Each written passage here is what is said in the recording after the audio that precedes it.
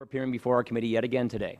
Yesterday, the CBO released its long-term budget outlook.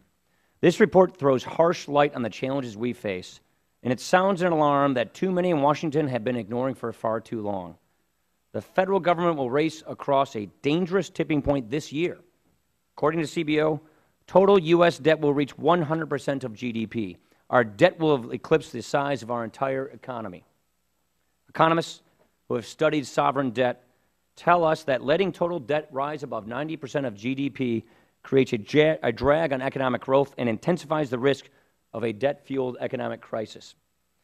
The CBO is candid about the increasing likelihood of this crisis, and the report states, quote, "Such a crisis would confront policymakers with extremely difficult choices and probably have a very significant negative impact on the country," unquote.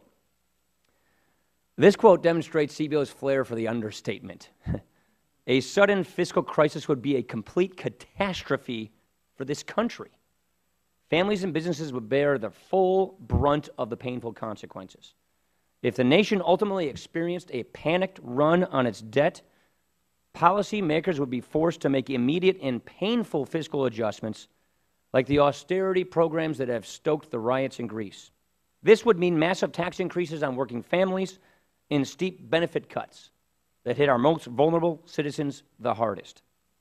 The CBO is a nonpartisan agency, so it does not take a position on what would be required to prevent this crisis.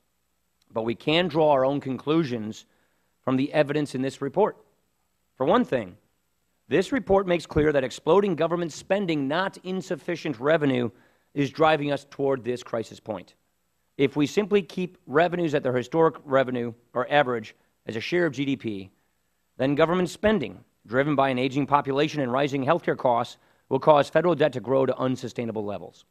Yet again, CBO makes clear that Medicare and government healthcare programs are driving the debt and driving these programs themselves into bankruptcy.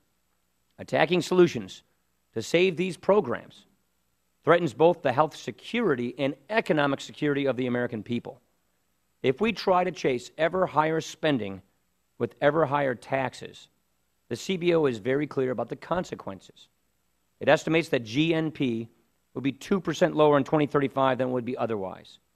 That number represents hundreds of billions in dollars of lost income for American families and businesses, on top of much higher taxes they would have to pay.